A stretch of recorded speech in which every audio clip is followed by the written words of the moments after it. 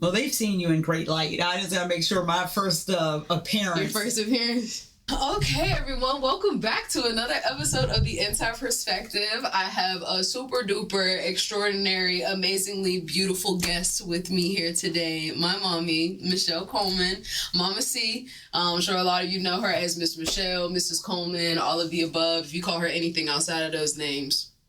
It's like, no, I'm kidding.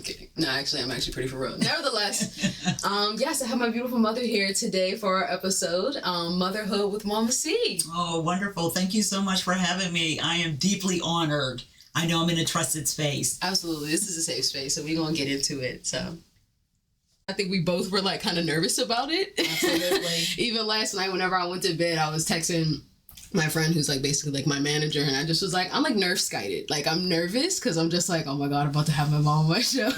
But then also very excited because I feel like we have such intuitive conversations a lot. We have like a lot of great conversations. And so I felt like it would not only be, you know, great. I know all my friends, they're going to be geeking. I already know, like, they love you. And so I knew that they would be excited to have you here, but I know that there's a lot of times they're not able to have conversations with their parents, and they're not able to really, their parents aren't really dedicated to the growth of being a human being, a decent human being, and kind of paying attention, because it's like owning faults, but like it's not even owning faults, it's like understanding what was the perspective at that time. And I know we were just kind of getting into a little bit about that when it came to some of the questions that I had shared with you to kind of prepare for the interview. But before we get into all of that, I'd like you to take just a little bit of moment, a little bit of time, a little bit of moment to kind of let people know who you are and just where you've been. I know that's a large question, but if you could, if you can give the people just a little bit of background to kind of understand what your perspective is, especially like this episode is about parenting, motherhood. So if you want to jump into that, you don't have to get too deep, but just, you know, a little glimpse of who the great Momma C is. Well, again, thank you. I appreciate you having me on the show. Yeah, girl. I was just as nervous as you mentioned. You know, we are very open to conversation, sometimes very delicate and intimate conversations. Yeah. Very transparent, to say the least. Mm-hmm. So a little bit about myself. So that's interesting, mm-hmm. right? Because I'm transitioning through, you know, no longer being the hands-on and helicopter parent that I've been for 28 years. And so, but my journey has been that I always wanted to be a mother. Yeah. Wanted to share the love and experiences with my children. Yeah. Your father wanted 7 children. Yeah, after me, you were like, wrap it up. 5 to 7. Yes. 5 to 7 kids. 5 to 7 children. And as we, you know, we had them on, mm-hmm. You know, I was 25. My age. Yeah. I was a mom. Lovely. I was just so excited. And then I had you at 28. Mm. So, yeah, the transitioning of, you know, meeting your father when I was 16. I married at 23. Woo. First kid at 25, second kid at 28. Mm-hmm. We're waiting 3 more years to have the next one. Right. And Leah, you were just a bit busy. Really? I said, we're 2 and done. We're 2 and done. Yes. And not only that, we started to look at the future of things, how much things cost. Eggs is $6 right now. Thank you. Yes. And so to say all that, it was, you know, I was blessed with both a boy and a girl. So I know I would have the blessings of both worlds. But your father and I started thinking about your future, you know, definitely college bounds, you know, things through newborn up to high school, you know, what type of experiences that we wish for you and Armand to have, and that we would be, you know, financially able to support them. Which makes sense. So, you know, again, loved motherhood, enjoyed it, learned a lot from it. Mm-hmm. You know, when you're responsible for raising, you know, people, I mean, ultimately, raising them to be good people, it takes a lot than just putting a roof over your head and food in your mouth. Yeah. So I dedicated my life to parenting, and enjoyed it. So, trying to sit here and go through an entire lifetime of yours of 28 years, I mean, even my own. Yeah, your life too. It goes by very quickly. And it has. I mean, I can't believe, Armand's, 28, you're 25. And about to have 30-year-olds. Yeah, it's been great. I can't complain. I'm grateful for the experiences that I've shared with both of you. But right now, focusing on not being a full-time parent. Right. Our relationships have changed. It's different. And, I reached my goal was to raise you to be independent, self-sufficient. And that you are. Yeah. Both of you are. Yeah. And so right now I'm at a point in my life where I'm finding out who Michelle is without being a mother, without being a wife, and even at sometimes not being a friend, not being a worker. And so now I have the freedom to go ahead and experience this next chapter in my life. Yeah.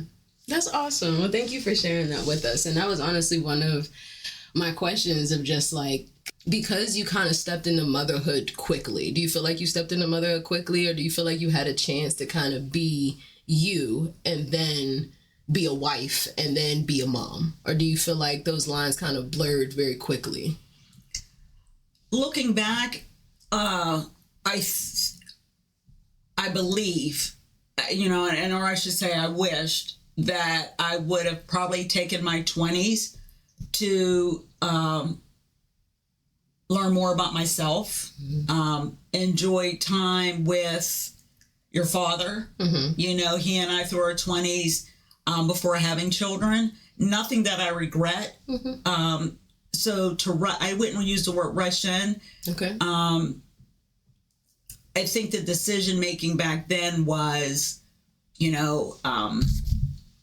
it was, find a husband, get married, house, 2.2 kids, right, dog, house, and a white picket fence. Start the family. Right. Goals were different there, and now that I have children, it may sound quite biased. I now, preach to you and Armand, enjoy your 20s. You do what you want to do. And that's what the expectation of parents, the norms of society, enjoy your life. So yes, looking back, I would have. Looking back, I wish I would have waited. Hindsight's always 20/20. Absolutely. And just to enjoy Adrian and I coming out from our teenage years. Right, y'all was babies.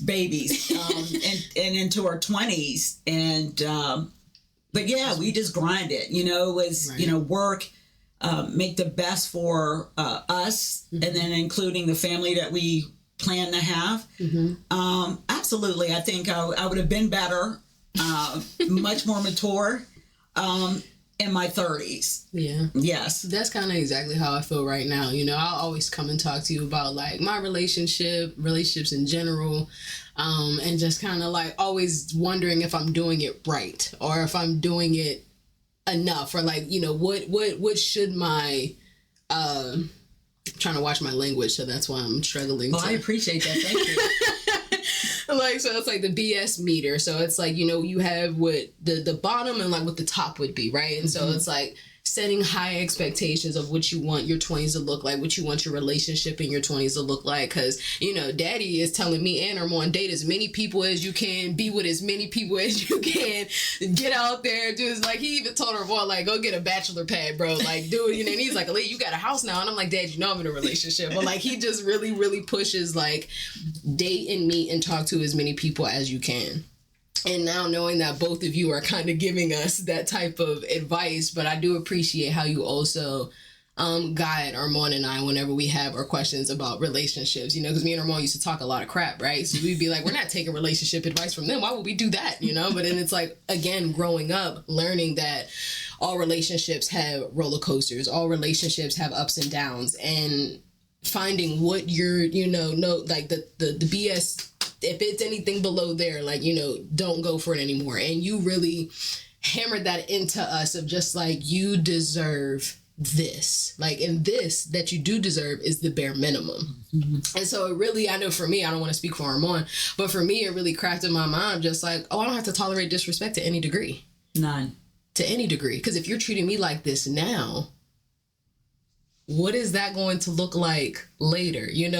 Will you grow out of it? Will you grow into something deeper? Like, you really don't know, but understanding that we're young and we're in our 20s and we don't have to have all the answers figured out. We have to live out these answers and see what that looks like. But knowing that being disrespected in any form is never tolerated. And so even though your experience was different, basically being with daddy since you were 16. Yes. And that's a supple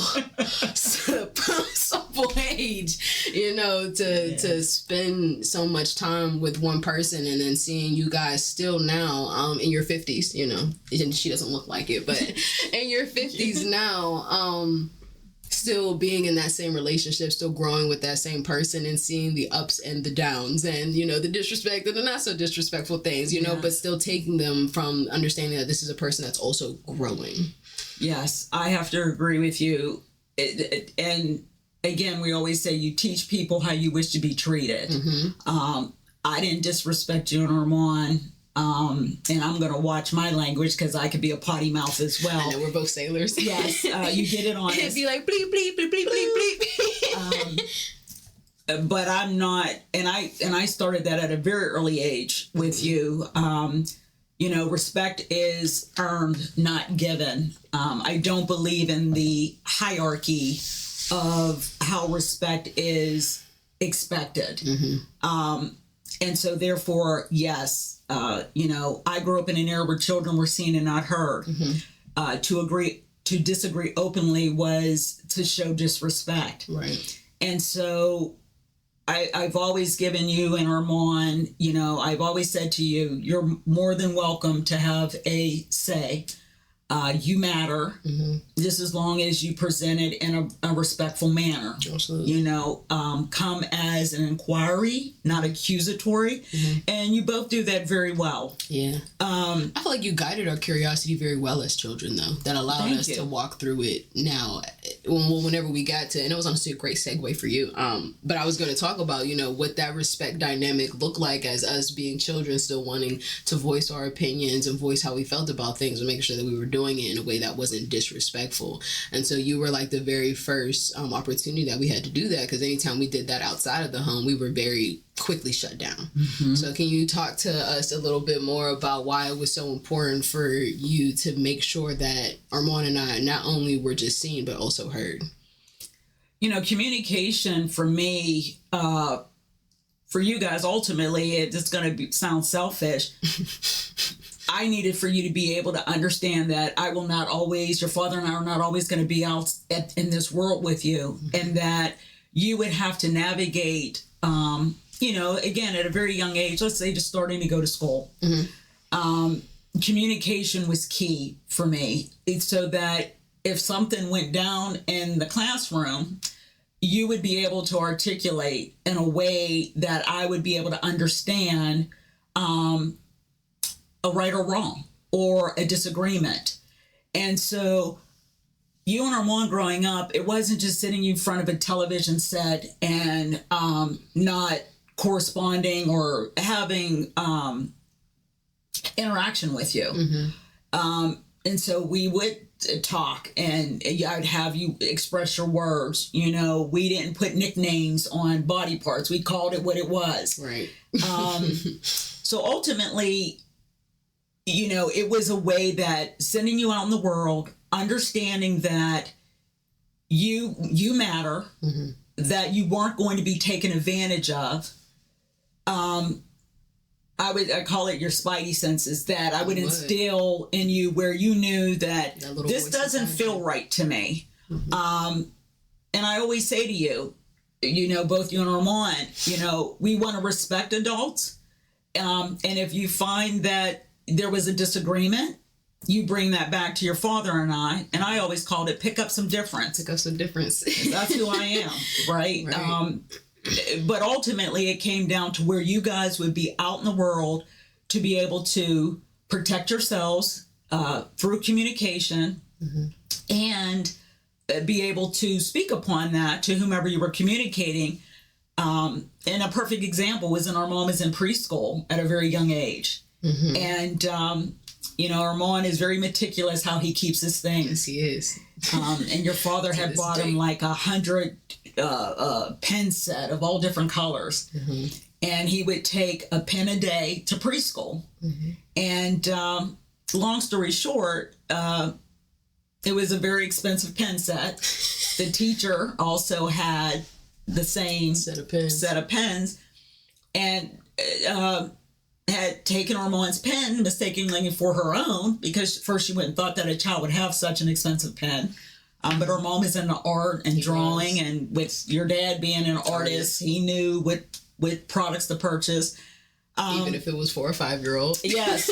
Yeah. And at that point, Armand's probably 3 or 4. Oh, you say you're younger? 4. Yeah, no, he's 4 or 5. Yeah, it was preschool. Okay. But you guys were a year younger. So we always, the cutoff to start kindergarten. But, our mom was very disappointed, very upset. They didn't even want to leave the school because he said, that is my pen.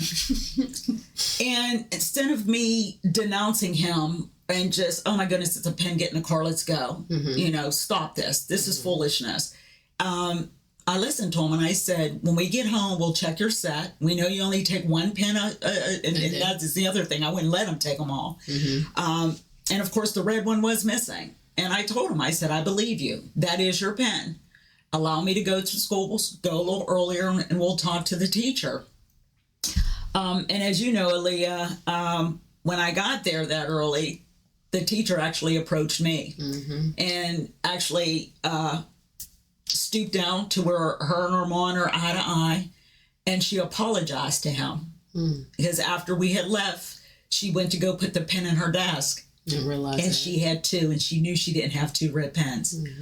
And I really respected that teacher because she could have just said, oh well, left it there, right? And the fact that she, explained to Armand, I want to apologize to you. I can see why you were upset. Mrs. Coleman, I want to apologize to you as well. And I said, yeah, he didn't sleep well. He was very upset. He was very distraught.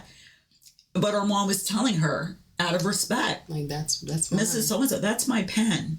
That is not your pen. That's not my pen. And she was a phenomenal preschool teacher. Loved her. Didn't I have her too? You did. Okay, yeah. And she allowed for him to voice his concern, voice his disappointment, even allowed him to cry, and then come home with that. And then Armand and I having that conversation. So very early on, I've allowed you and Armand to be open, speak your mind, because I think it helps that when you went out in the world, and one of the compliments she actually paid me was, your children can complete a sentence. They can comprehend what I am asking questions. They answer. I clearly tell that they know what I'm speaking of. And so that really encouraged me and kept me on the right path, that I was doing the right thing as far as allowing you guys to voice yourself, communicate. As a note for me, I feel like that really encouraged my communication because, you have both sets, words. You parented Armand and I the same, however, you were different at those moments, right? And so for me, when I started learning like, oh yeah, I can communicate, I can speak up, I'm gonna be boisterous, I think I kind of like ran with it. Yeah, I loved it. A little bit. And so I feel like the question that I'm trying to get to is whenever it came to us voicing all that we were voicing. And we talked a little bit about it, like the difference between support and understanding. And so for me, the difference between support and understanding and me being able to voice that, the quickest example that pops into my head is whenever it comes to my sexuality. Whenever I had came and spoken to you. And so I always felt like at that point I had your understanding that you were like, okay, this is who Aaliyah is. This is, how she's choosing or not choosing, this is how she's operating herself. Like, this is something that she is. And then I also remember there's certain times where you're just like, hold on, like you're talking to people about this, you're telling, like, hold on. And I felt like whenever you talked about that sense of control around wanting to be supportive and understanding. So can you just go a little, we can, both of course have this conversation to go a little deeper about it, but just when it came to that moment specifically of just like, how can I understand or even try to understand, and how can I show support, and what does support look like right now for something that is very like different from how I expected Aaliyah to be, but I also just expected, my child to be, and how the world would treat her. We've had several conversations about this, but yes, I feel like for me, just understanding your perspective of what the difference of support versus understanding looked like in a moment like that. So for that particular moment, first and foremost, your safety came to mind, right? How do I, and your father felt the same way, how do we protect her? Because we know how the world perceives difference in sexuality.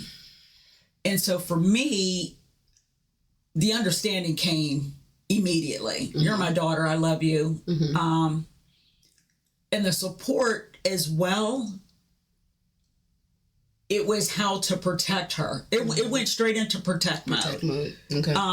Support, so I would say the understanding may have taken a little longer because, you've dated men all the way up to that point. That you knew of, at least. So true.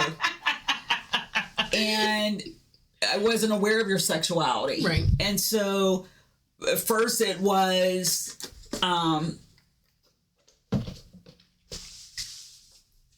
as you know what she really likes and wants, right? Because she's not had the maturity, I would say, to experience that. But I also know to experience it is to find out if you like it. It doesn't change from, how do you know if you like broccoli if you don't try it? And so obviously, and the same holds true throughout the experiences in your life, where you obviously had an experience and you felt a certain way and you acted on it and enjoyed. You didn't find it any different than you loving a man. So the understanding did take me a while. The support was there. Let's say that. The support was there, bar none. Because that's what I felt like, too. I could agree with that. Like, you supported me, but the understanding of it still was just like... Yeah, I had to catch up to that because, of course, for me, growing up in the church, I understood what the backlash of that can be. And I know my daughter, that I'm truly know my daughter, and how people perceived you was going to be different because they didn't know you, right?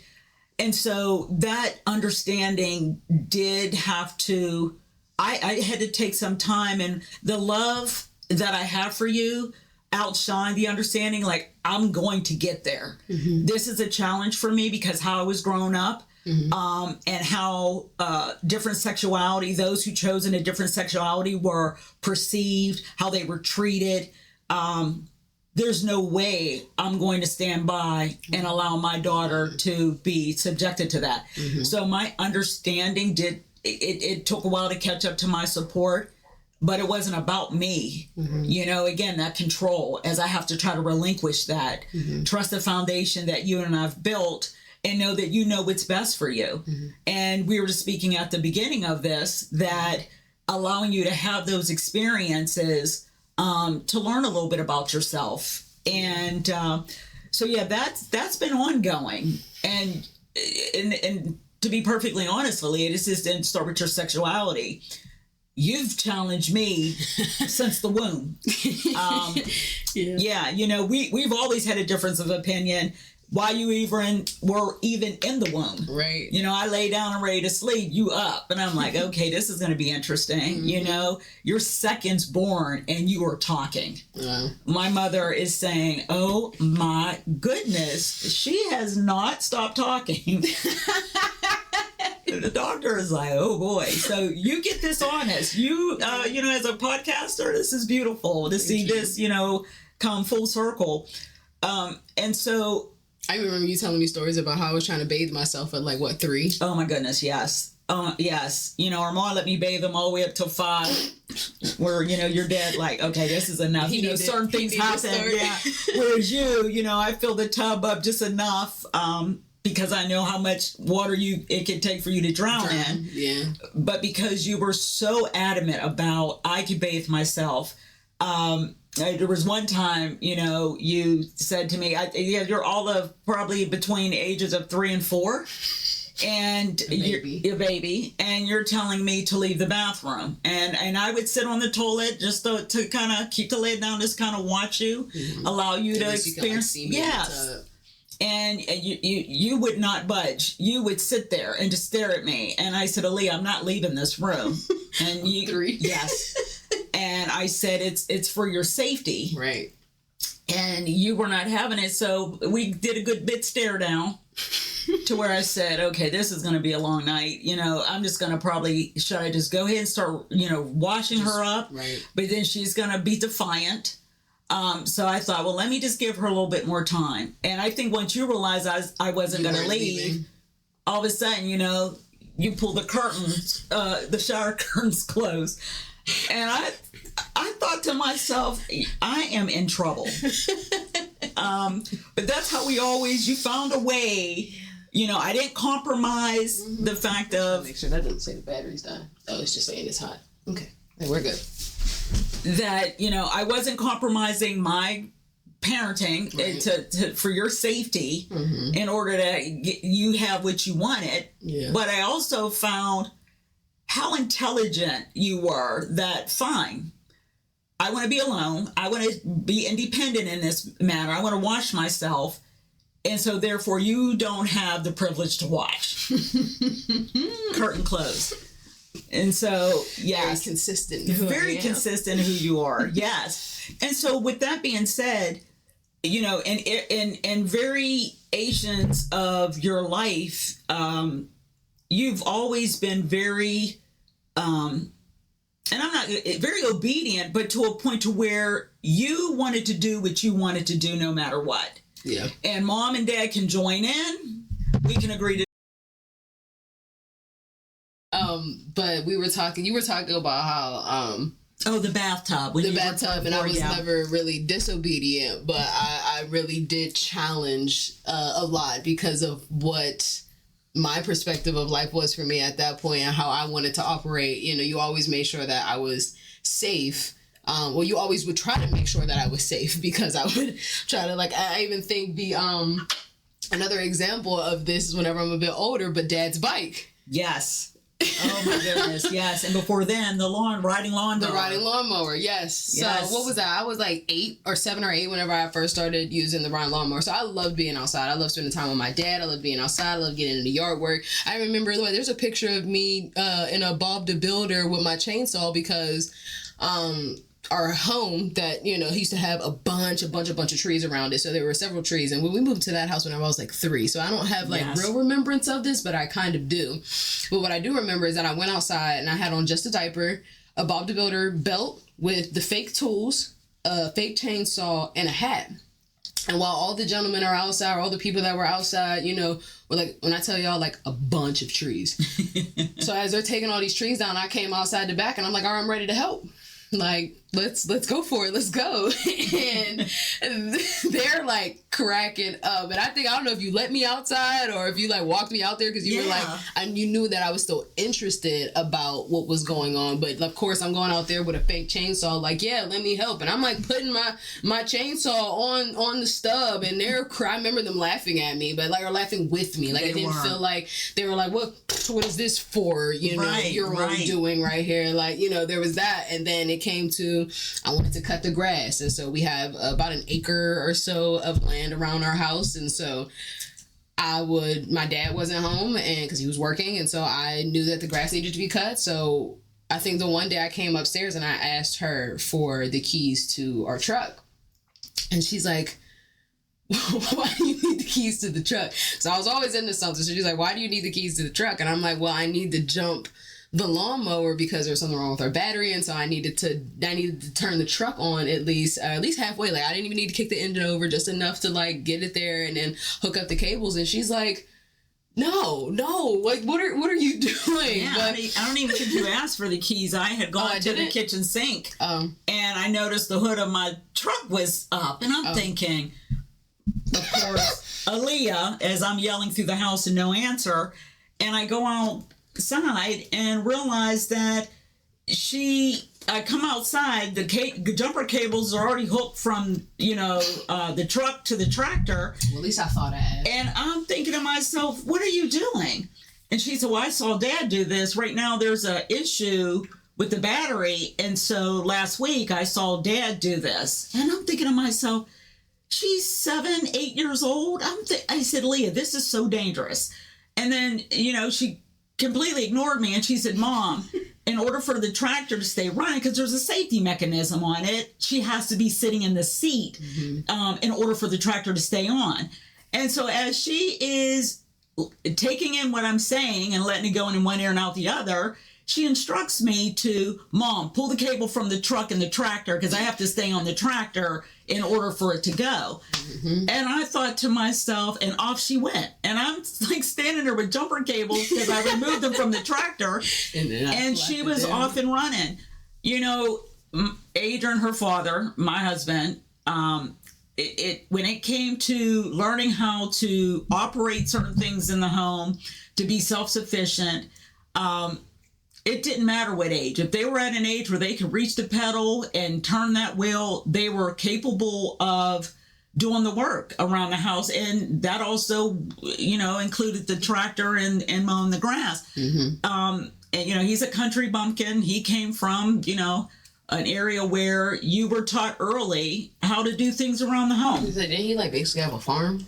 Yeah, well, he just had a lot of land, where he comes from. And, there was, I grew up differently. Yeah, because I thought there was an age, right? I'm reading the manual and it's saying don't allow children to operate the manual. Operate the equipment. And we would get to a point where she would be out there and the neighbors would... There were people driving down the street. She shouldn't be on that. That's how young I was. Yes, and I understand. That grass was cut superbly, to the point to where, my dad taught me, how you cut it. You want to make sure you can move all of the grass to a certain part of the yard so that whenever you're done, you only have to rake up one lane of grass and maybe several different areas of the yard. So it was, for me, I just loved learning. Even now, I love learning. I love learning stuff new.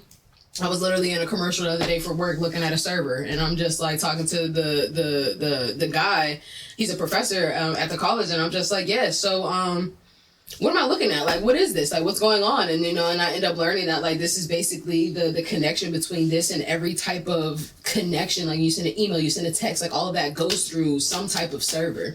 And so, I think my dad really encouraged me, you too, but just to really always be curious. Stay curious, find different things to be passionate about. What are you passionate about? And for me, it just was trying stuff. That's what I'm passionate about, just trying stuff. I don't care what it is. If I've never done it before, I would just want to try it. And so it made me think about, we had bikes. We would go on biking trails and things of that nature. And so it had been a minute since we went on a biking trail. And I don't think I had a bike or my bike was broke. I don't know what it was. But my dad's 6'2", 6'3". So, and at that point, I might have just been reaching 5 foot, 5'2". Mm-hmm. I was still shorter than you, I think. You were. Yeah, so maybe 4'8". Like, I was still very small. And so I'm on his mountain bike. And so we have a track near our house, and so there's like a little area to where like you can come like down the hill, and you can like still stay to the left so that you are still a part of the street. But if not, there's like a little parking spot that's on I don't want to call it a cliff, but it's at least 5-6 feet off the ground, that if you go off it, you get some good air. And so that Which led was into a parking lot, a very open, active parking lot. Yes. There was that part.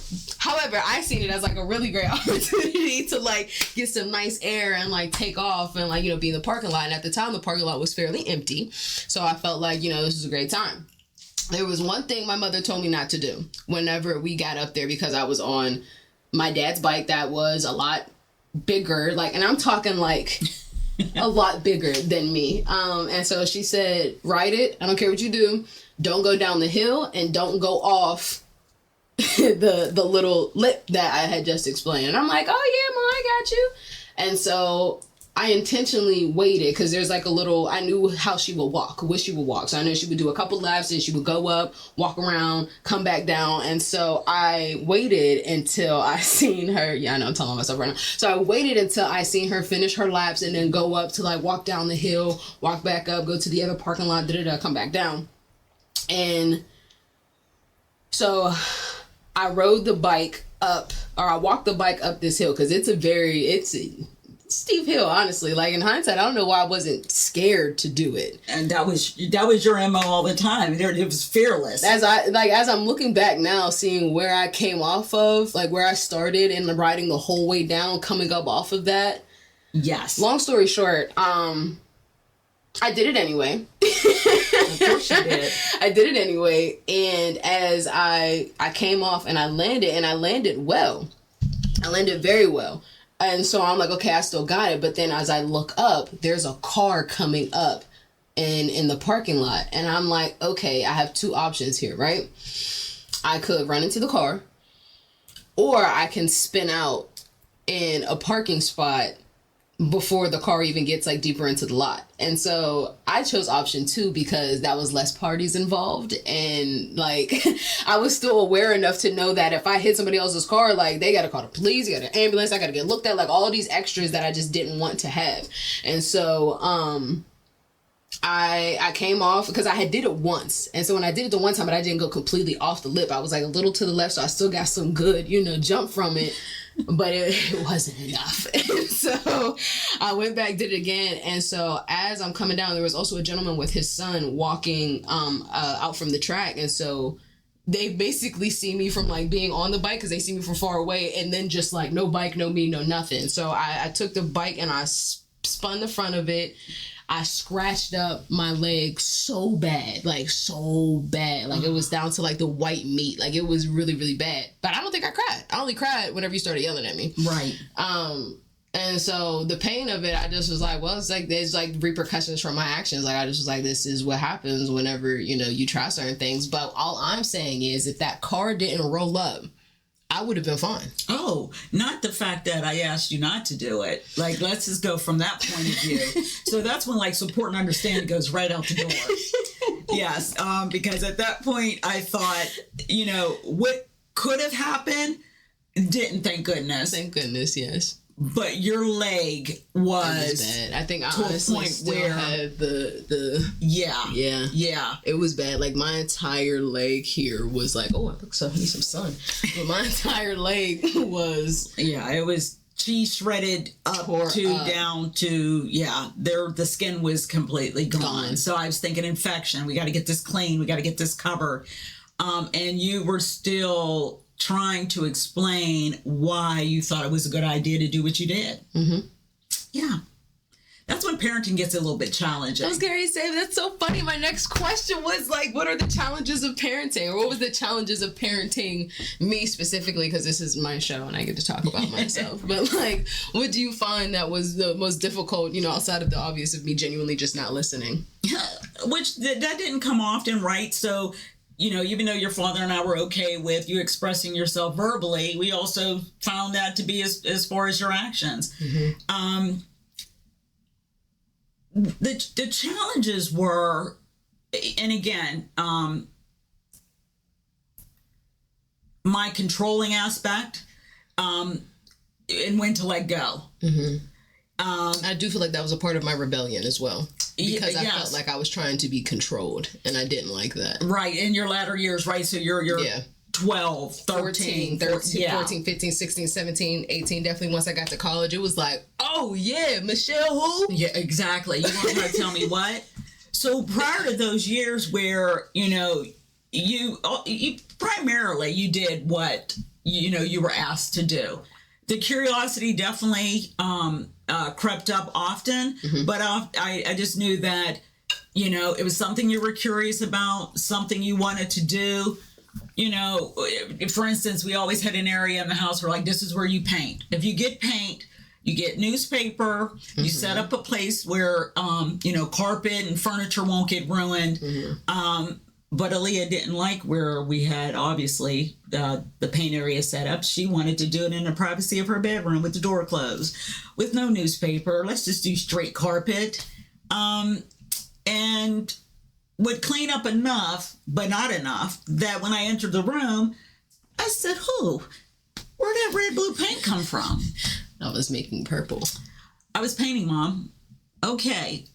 So those are some of the things that I would find that, they're challenging, right? Because we want to keep your room a certain look away. Right. But that's what it comes down to, right? So as parents, we understand of how much this costs, how we want it to look. Right. So whereas you as a child said, it's my room, right? I should be able to express and experience as I wish in my room. And so that's kind of how you looked at things, as well as, well, I understand that's expectation, but that's not mine. It's not my reality. So sometimes you would express it to where we can agree to disagree. And then you would, and I don't, the word obey or conform, or you would challenge it to where sometimes, even as a young adolescent, I would say, you know what, let's give this an opportunity. However, if it doesn't fare well, the life lesson in that, or now she'll see it my way. So I think the challenges in parenting for me was when to let go. When do I start to trust what I've instilled in you to allow you to experience that on your own? I think at one point, you had said to me, I think you're in 8th going to 9th grade, and you're saying to me, Mom, you're going to have to let me fail. And I'm thinking to myself, oh my goodness, she doesn't know what she's talking about. She has no idea. What do you mean fail, But you were also experiencing, life too.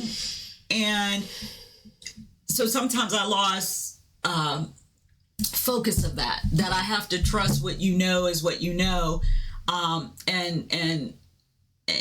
allow you to experience it one way or another. So yeah, the challenges for me was, because I love motherhood so much that I found myself at times to be overbearing in those challenging years when you're trying to learn yourself, what you like, what you don't like, whereas I'm asking you to just keep following me. I know best.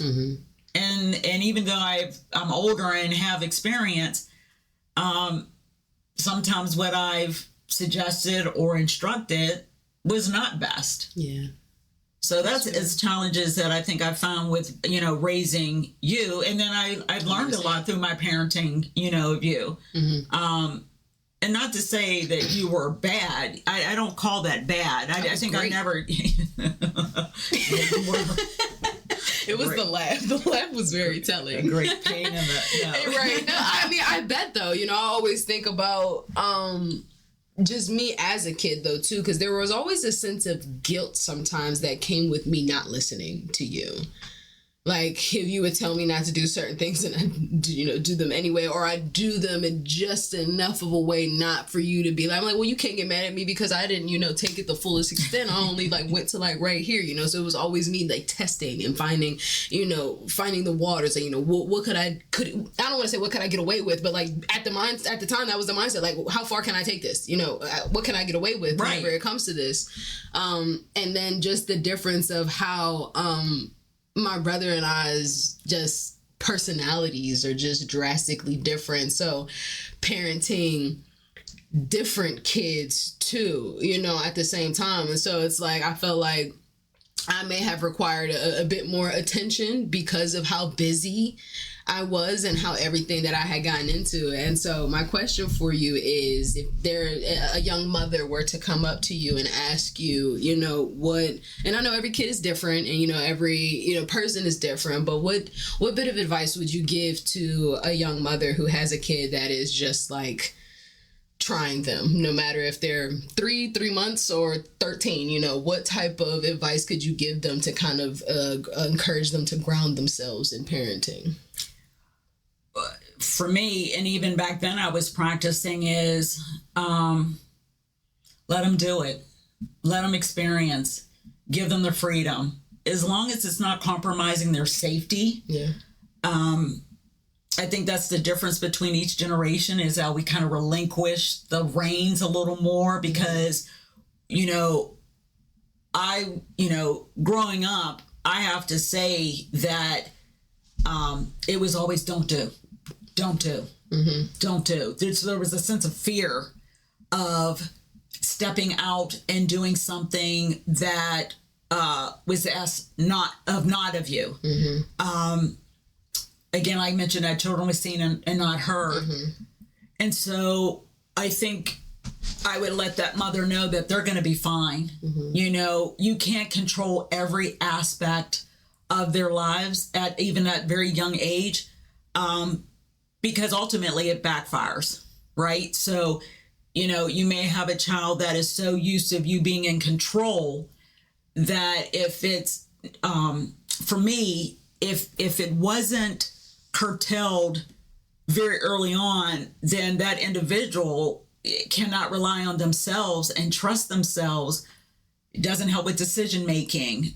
They're always looking for someone to be told what to do. So you're not raising a leader at all. They're used to being asked to follow. Yeah. So that's what I would, let that young mother know, that at the end of the day, they're going to figure it out. You want them to, and allow them, to experience life.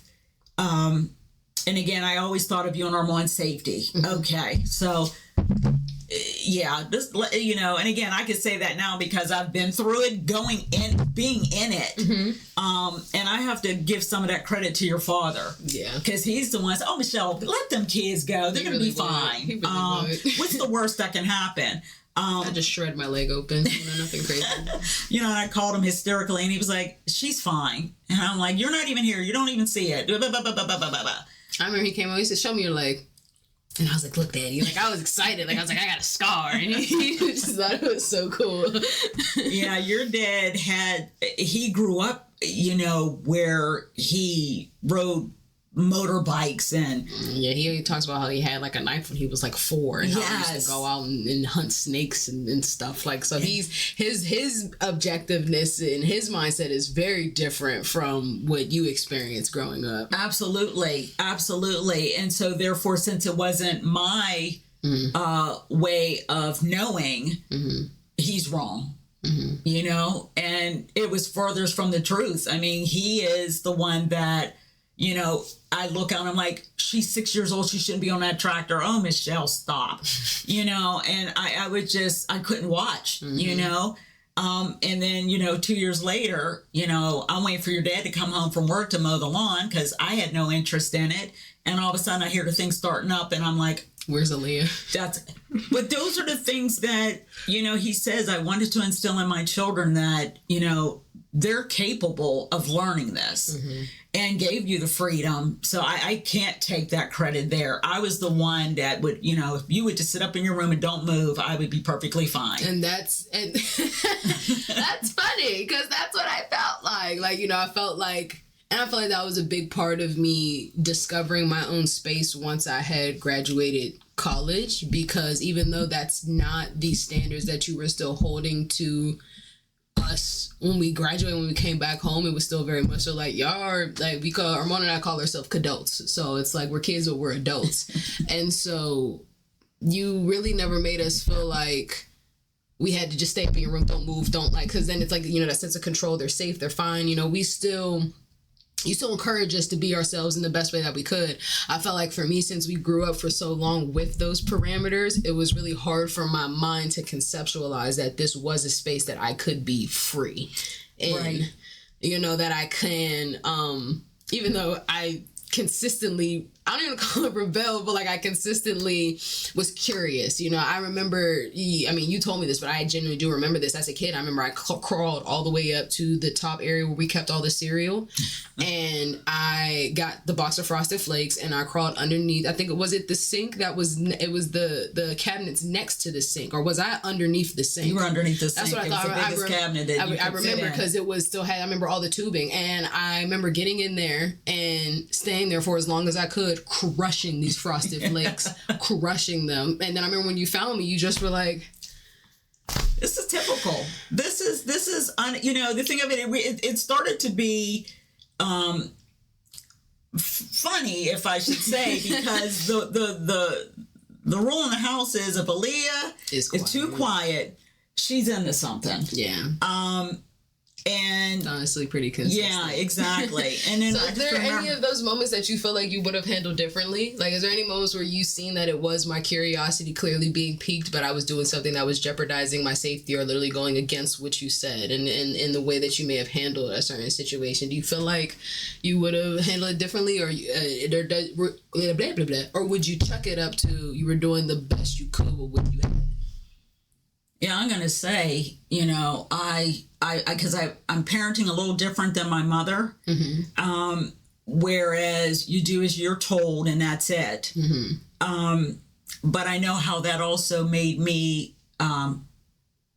maybe cut my curiosity. Mm-hmm. So,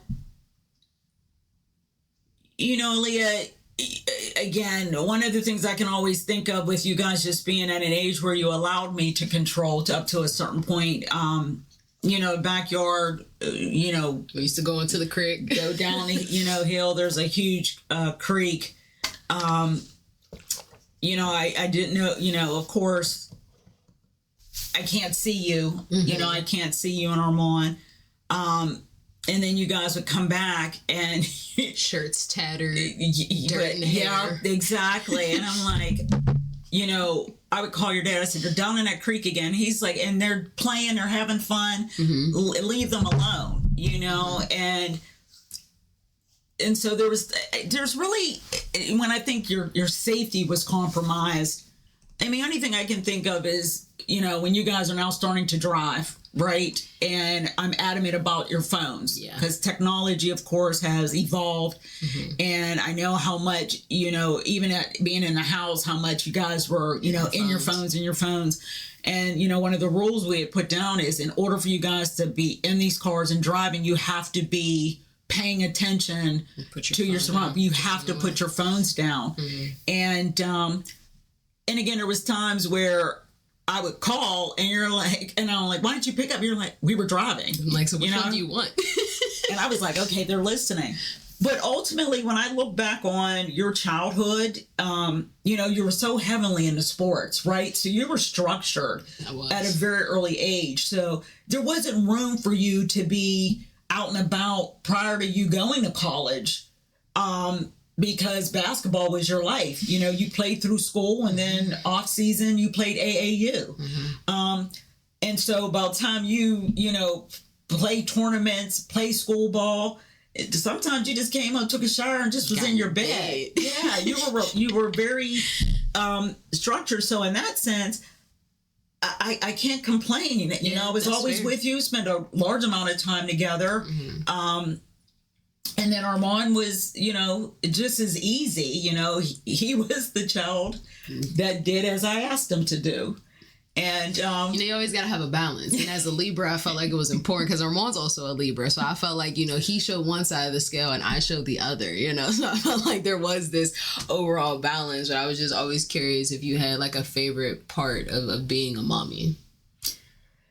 When I always say to you, when I'm not in a room and people are observing you or interact with you, and to come back and hear people say beautiful things about you and Armand is such rewarding. Mm-hmm. As you know, I was very involved in your school in elementary. I was a PTA president, held very different roles within that time. Your father was working out of town, so I was blessed to be a stay-at-home mom for 7 years. Love that. Enjoyed it immensely, immensely. And so just a sense of pride of being able to be there for you and Armand when you needed me. But then also the children of the school that I heavily involved myself in.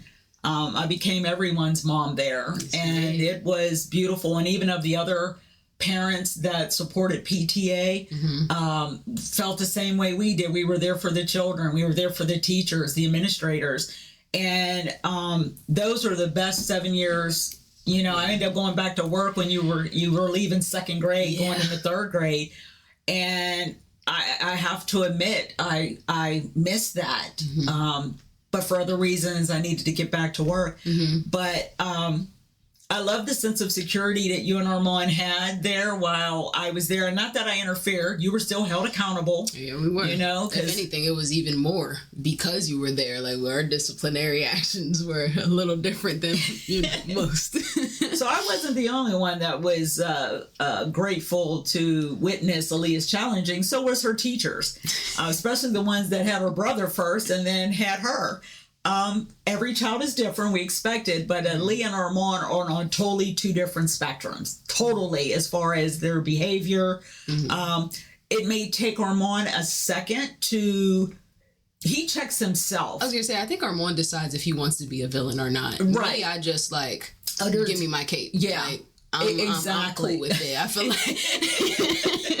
I feel like Armand really does take the chance of like, do I want to be like this towards you? And then he'll be like, yeah, I do. He does really evaluate the situation, and he wonders like, is it are you even worth it? That's it. Is this even worthy of my time? I can handle this. I think he has a longer threshold in patience. Yeah, no, my future. Where you would immediately. Who are you? Oh, you're disrespecting me. Oh, you're trying to manipulate me. You're trying to compromise me. I'm not waiting for my mom on this one. So, me and you finna get into it. And I always said to you, pick up some difference, but I'm like, I don't need no difference. I know what's going on here. And I would always say to you, understand this. I'm still if you decide to take this in matters in your own hands, you will suffer the consequences of those actions. Yes. However, if you can just give it a moment, just wait. Bring it home, have your dad and I talk about and evaluate, and then we will proceed accordingly. And you're like, fine. There was moments where you did take it on and say, I understand I'm going to suffer the consequences of my actions. And there was times where I'm bringing my mom and dad in. I'd be like, yeah, now it's time for that difference. So overall, Leah, let's just be perfectly honest. When I can look back at your childhood all the way up to you are now,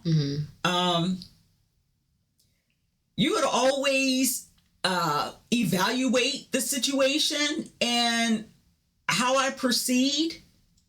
I'm going to proceed.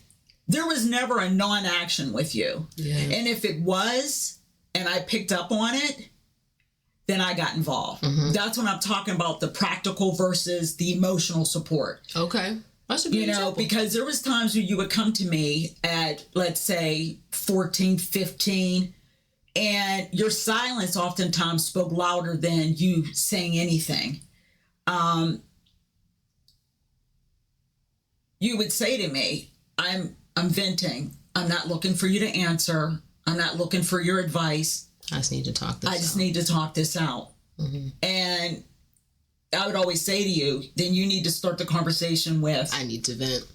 So I knew not to support you in the way where you're looking for my advice or information. But that's when another parenting part becomes challenging, when you become nonverbal. And I think that was also a time where I really was, like, my mental health, I had but no choice to face it. Like, that's whenever I realized, like, oh no, this isn't me just like nervous, this is a panic attack. Like, you know, this isn't me just uncomfortable about something, like, this is anxiety. And because we didn't really talk a lot about mental health, but it was still, like, I remember I used to say, like, I'm depressed, you have nothing to be depressed about. And it was like, well, then I guess I'm not depressed then, you know? But, like, then learning that depression looks very different. There's many different levels to depression. There's many different levels to anxiety. And then what I started going to therapy around 14, 15, 16. Yes. Because I became quiet, which was something that was very unlike me. Yes. And I think the biggest thing that you had noticed is the one day when I went to basketball practice, and when I walked into the gym, there was a point in time where I hated basketball. You had seen me walk into practice, and I didn't even speak to any of the girls. I didn't speak to any of the coaches. I went in the corner with my hood still up, put on my shoes, and just was like, let's get this stuff over with. Like, let's just get this out the way. And I remember a day or so later, you just were like, do you like playing? Like, do you want to do this? Like, what's going on? And so you being able to identify, and I think watching your child non-judgmentally is really important, because there's a lot of ways that you could have handled that situation, but you've seen it as, this isn't my kid. Like, this isn't who she is. This isn't how she operates.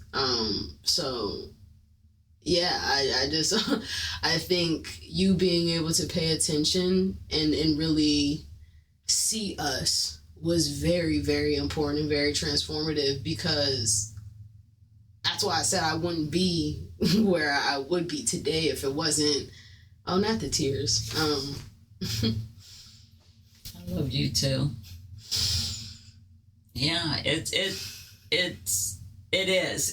To your point, Aaliyah, yeah, I again, there was some good and some bad with me keeping my eye on you, right? And that's when that control factor would come in, right? And but yeah, watching you, knowing how much you love basketball and seeing you just try to disappear.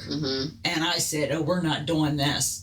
We're not compromising you for anything. If it's something that you don't like to do, it's time to quit it. And it's okay to leave it, because it's not good for us. Right. And I think, you love the game. It was unfortunate you just didn't love the company that it had, that it was associated with. Yeah. And so we watched the tear down of confidence and your ability to play. And now we realize how much basketball is a mental sport, not just a physical. And to watch you primarily navigate those uncharted waters by yourself, because I don't have one athletic bone in my body. So. But yeah, sorry about my not a lot of room on the SIM card, but we got that moving and shaking. But you were just talking about the pros and cons of being so watchful of being controlling, but one of the pros is that you were able to see whenever something was off with Armand or I. Yes And because we spent an awful good bit of time together because of basketball and travel league and things of that nature, and of course there's the support. We love watching you play. I thought you were a phenomenal player, phenomenal leader. Oftentimes, on and off the court. I wasn't able to see it. Whenever I was playing, I did not think I was that good of a basketball player. But now when I look back and see tapes, I'm like, I was doing that at 16. I was a dog on the court. And Aaliyah, remember this. When you're going through that mental struggle, not feeling belong, not being seen, not be heard, because you've always been in an environment. Now we're outside of the home, and now I'm not seen, I'm not heard, I don't matter. And I just shrank. Yeah, you did. And it shown on the court. And here your dad and I are like, why is she playing? We were so upset and disappointed with you. You were so upset with us. The car rides home after a tournament where I did not play good felt like torture. I used to count trees. I would count trees because I just was like, I don't want to hear any of this because they have no idea how much it took for me not to even cry whenever they were doing jump ball. Like, I was just so anxious. I was so full of anxiety all the time when it came to sports. So when I seen you, I really didn't see you. I didn't see my daughter. Now I see the player, right? So there's some of the challenges, like, you know, I'm thinking perspective versus perception. That's it. Perception versus reality. Because not recognizing that you are suffering in silence. Like, I was happy just that I even made it on the court. I'm like, hey, I'm here. Oh, I made it. And not being able to express that because you knew you were playing for one point for us. For y'all. You weren't playing for yourself. Yeah, your father... Oh my God. Love watching you play basketball. And so to say that, we saw your struggles on the court. I think you saw the symptoms. Yes. You were able to see the symptoms, but I don't think it was ever really focused on what was causing it. Then we're you know, and I'm going to say we're going through therapy, right? Because you go in. And then ultimately I get pulled in. Yeah, we have to talk about that. I think that should be its own separate episode. I agree with you. Yeah, that was amazing. I'm deeply grateful for it. Oh, absolutely. You started to gain some understanding, confidence. I did. Started trusting your own instincts, listening to that person inside of you. And we had to ultimately switch some teams, right? Because we also knew you're putting in the work. And those that can't see that or respect it, it's time to move on. That being said, watching you go from where you were, putting the work in mentally and physically, literally, and showing up on the outside of that, your personal life and your athleticism, your basketball picked up tremendously. You know, I always think about the game where these young ladies come from Canada, I think. Oh, I remember that. These women. The point guard was 6'2". They were all over 6'2". This is huge. And Aaliyah, what? You're like 5'8". Please, I'm not even 5'8" right now. Oh, so sorry. So there's that perception of reality, right? I was probably she's taller than me now. Right, yeah. So I probably was around, I think I was just hitting 5'4". Because I was still in high school. That was high school ball. What was that? Phenomenal coach. Phenomenal coach. And, you know, the team walks in and they're like, we're playing them. I remember they were shook. And everybody, and Leah, when you're smiling, I know we're good. You know, when Leah's not even paying, like they all walk in, they drop their bags, and the girls are they're already defeated.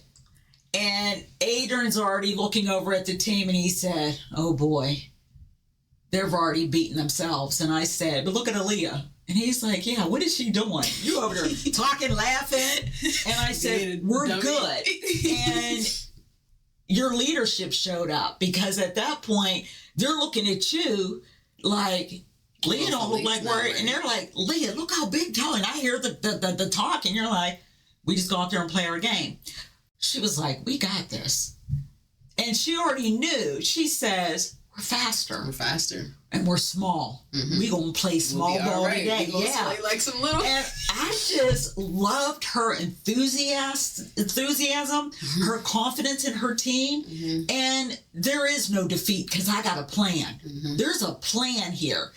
And talk about a coach that built you up. Yes. You know what I mean? Like, it wasn't just about building me up on the court, but building me up as a person. There was a lot of lessons I took from her, from the game that I applied to my life.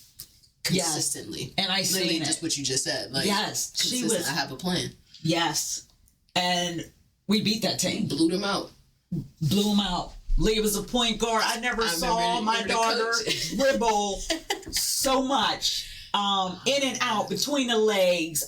I mean, just total ball control. Ball handling. And it was phenomenal. And, you know, we had the parents from the opposite team come over.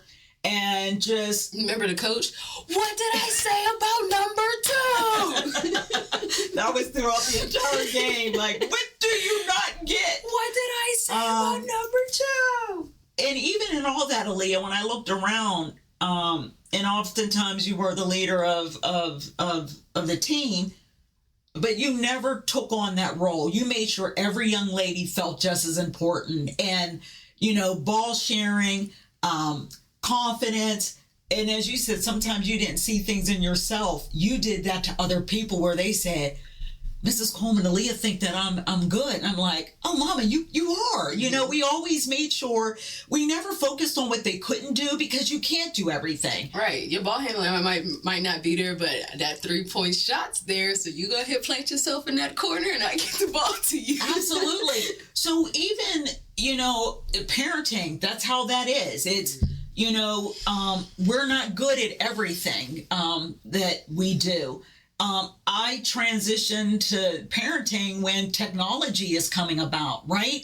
So you guys can find things out on the internet without even asking me. So, one of the things were, if you're unsure, if you're unclear, I would prefer you to bring it to me. We can have that conversation. Yeah. But to watch you from 14 up to now, it has been a beautiful journey with you. I've learned so much from you. You've allowed me grace where I know there's times where you weren't understanding, you weren't supportive, because you will see me. That's one of the things that I find challenging in parenthood is I only know how to parent one way, but you allowed me to learn that there's more than one way of doing it, right? And then also trust others that love and care for you, that it's also going to pour in, and trust them. I was so protective of you and Armand. And I know oftentimes you're like, Mom, you sheltered us for quite some time. You noticed that when you got in college. Woo! You're like, okay, this is a culture shock. But I appreciate and love and care for you, of the person you've become. And as you continue to challenge me, as you continue to be very open-mindedness and allow me to say, correct me in a beautiful way, and showing me different ways of looking at life. And so, one of the questions you asked me before we had started was, how do you balance, it was motherhood versus womanhood. And, of course, as I mentioned, I'm going through this new journey now in my chapter of my life of not being that helicopter parent, finding out who I am, what's my interest, what do I love. And one of the things that I've started to create is, and I'm not saying necessarily boundaries, but yes, boundaries. Grateful for the time that I have. And I have bags now. I got some money, and I got a little extra money now. Oh, since you got a bag. And I use it gracefully, or I use it to bless others, or and again, I just bought a puzzle table. Yes, bought some puzzles. I'm going to I've purchased some puzzles that I like to have in my decor. I have a friend that plans to does she frame? She's going to frame the puzzles. That's awesome. Yes. So I love that. Just getting back to it's and again, as much as I instilled in you guys, do it even scared. Do it scared. I have to listen to my own advice. Do it scared, Mama. Do it scared. And you've been doing that. That fearlessness in you. That I'll try, and if I fail, oh well. I know now how to navigate differently. So it's funny not funny at the time, I was just terrified when you fell off that bike and you pretty much went. Yeah, sure did. And got right back on that bike without hesitation. And you've been doing that consistently. No one's perfect, And parenting is hard when you have goals for your children, right? It becomes personal, I should say. And you want your children to have and do better than you. Yeah. And, but yeah. So I'm at a point in my life now that I'm able to sit back and watch you on our lawn. You're experiencing that, what womanhood does look like for you. Yes. You know that you're not, a parent, we not in your pockets no more. So just finding the different things to do. And I feel like it's convenient, I guess, a word I can use, because it's like I'm figuring out what does personhood look like. I know, for me, I really focus in on humanity, and I understand, I identify as a Black woman. However, I really do focus on what does it mean for me to show up as a human being on this planet that we have, this floating rock that we are existing on, and in a galaxy of thousands and bajillions of galaxies. That's where my brain goes, right? And so to hear, the difference of understanding that now, not only am I learning and walking in what does womanhood, what does personhood look like for me, you're also walking through that too. And so we kind of get to share that experience together, because just like, okay, whenever we're younger, whenever I was younger, you'd be like, I'm not one of your little friends. You're not going to talk to me like I'm not one of your little friends. But now we're besties. So it's like we get the opportunity to be like, no, we are one of your little friends. Yes. You are one of my little friends now. Yes, you are. And I'm glad you allow me sometimes to be within your friend group too. Yes, your friends are, again, when I look at young women. I know you don't like to refer to us as girls. So yes. Sure, you've elevated. We're not girls no more. The fearlessness that you guys have, the taking chances, the transparency, the support. I'm inspired by that. I'm encouraged by it. But then also, you check one another, right? It's that wasn't cool. And provide love and support. You guys definitely know how to navigate in a way that the expressions, people feel comfortable being vulnerable around, you ladies, and then you know how to have fun. That's what I think I right after this didn't experience. And again, when your dad was like, date as many people, I'm not saying that he felt trapped. And that's why he's speaking from experience. But I have to say, from a young age, you're just starting to figure out who you are. And then trying to do that alongside someone else. Who's also trying to figure it out. Exactly. Yeah. And so to watch you young people do phenomenal things at a very young age is just phenomenal. Oh, thank you. Phenomenal. I tell my coworkers all the time when they say, "Oh, those young people," and it would be in such a negative tone, and I said, "No." Oftentimes there's like, "Oh, Michelle, you make, you bring up certain things, you say certain things." I said, "That's them young people. We need to have a diverse." Group of people that we're in that allows us to continue to grow, understand, support, encourage. And I do, I have a few young people on my team, and I just, when I'll say that person's name. So what do you think? Oh, right. Yeah. Absolutely. Absolutely. So it's been a phenomenal journey with you, Aaliyah. I've become a better person because of you, because at the end of the day, I can't expect, you don't expect anything differently out of me than I expected out of you. And when I fall short, that's when you say, "Really, Mom?" You hold me accountable. I do. And I love that for you. And you still come to me in a very respectful manner. Yes. And again, I can't take all the credit for my growth as a person and as a parent. You've allowed me that ability to make mistakes and learn from them. Child number 3 would have been spoiled, but emotionally, I would have definitely been able to tap in a lot sooner than when things unfortunately happened the way they did. Not in a bad way, because some things you had to feel it on your own to be able to experience it. But yeah, I think parenting, if it's not for everyone, yes, right? But I enjoyed it immensely. You and Armand have been the best accomplishments in my life. Oh, please.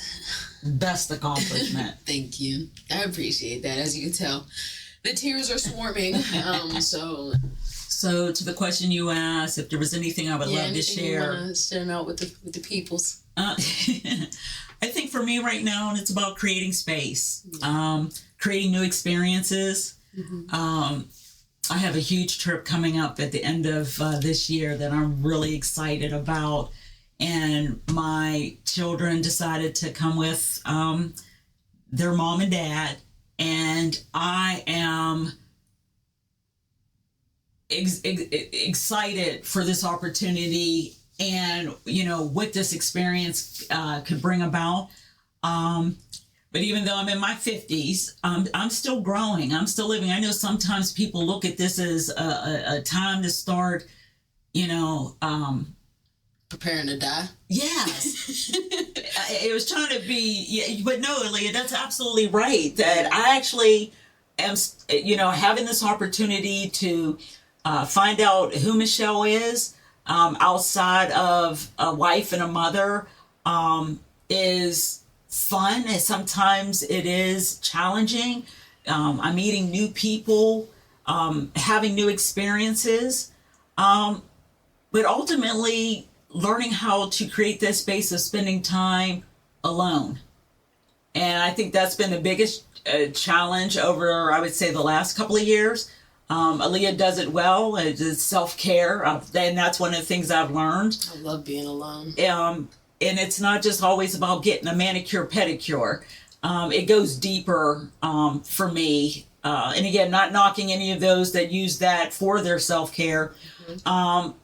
I should say been there, done that. But, getting into gardening with my husband, something that I would never thought I would do. And he and I finding out who we are, right? We have done we focus so much on parenting. For me, and this may sound kind of cold, I put my husband second, which I know some people say, you put your husband first, kids second.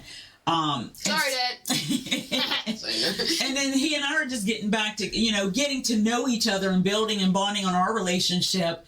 And it's been fun with him as well. So, yeah, ultimately, it's like a rebirth for me. And creating space so that I can learn who I am. That's pretty much where I'm at right now. Oh, Mommy, I love you so much. Oh, I love you more. I'm really grateful that we were able to have this conversation today. I'm glad that we were able to record it, for my podcast. And just even me having a podcast is still a shocker to me every now and again. But, as you speak to the overall growth and how I'm always wanting to try things and do things, I think a big part of that, too, of me growing up was me always wanting to help people. Absolutely. Always wanted to help people in any way that I can. And so I hope that you all were able to, find something from this conversation, whether it was just joy, seeing me and my mommy chatting it up, or if there were lessons that you could take from it that you could apply in your own life. At the end of the day has to end. And so be kind to yourself, give yourself space, give yourself grace. We're all learning and trying to do things at our own pace. This is a 28-year, difference and still doing, the same thing just at a different pace. And so don't feel bad about where you are in your progress. Don't feel bad about where you are in your life. Give yourself the space that you need in order to be the individual that you want to be and not who you feel like you have to be. So I love you all. I appreciate you all for being here, especially if you stayed all the way to the end of the episode. So until next time, friends, thank you for joining us on another episode of The Inside Perspective.